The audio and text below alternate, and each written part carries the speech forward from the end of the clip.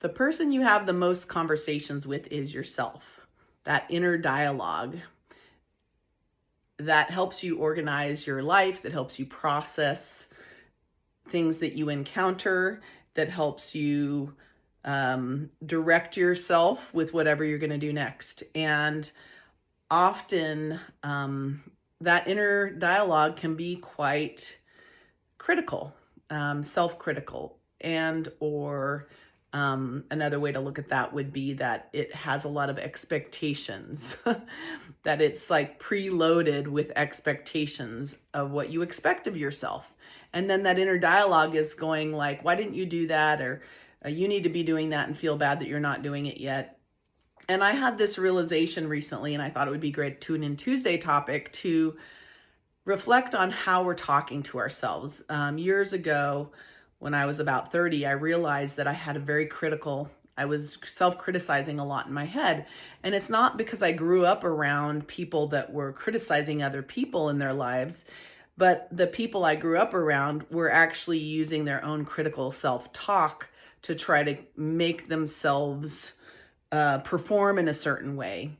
And I heard that from my parents, self-judgments, self-criticisms that they were putting upon themselves to try to get themselves to do something differently, or that created a sense of disappointment or expectation of self. And so I wanted to encourage you this Tune In Tuesday to notice your self-talk, notice that inner dialogue, that number one conversation you're having all the time with yourself, and catch yourself if you are putting expectations on yourself that are draining. I call them energy leaks, or self-critical. Sometimes noticing a flaw and doing something to change it can be productive. But oftentimes our self-criticism or our expectations of ourselves that are that we have in those inner dialogues actually become an energy leak. They're a way that we spend our energy that actually doesn't have a productive outcome, because it just costs us some energy to have that critical thought and to stay locked into a certain expectation, and instead of being in the present and trusting what is possible now. So my suggestion this Tune In Tuesday is to catch yourself if you're being self-critical, or you're putting expectations on yourself that are nobody else is putting on you, but you're putting on yourself, that are actually causing you a sense of feeling negative about yourself, or disappointed in yourself.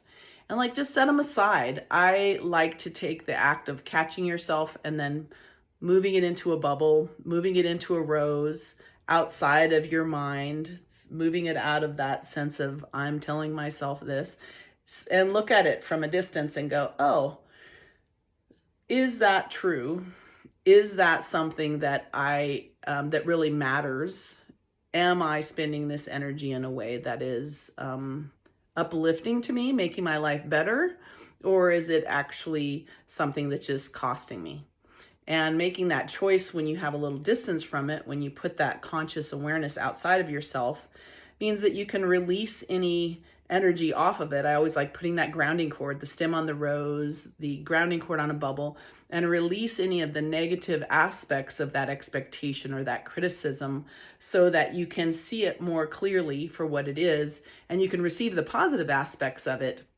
If there is one, maybe you release it and there's nothing left because it wasn't really helping you. Maybe you release it and can see the nugget of positive truth in it that's helpful to you, and then invite that nugget back into your consciousness.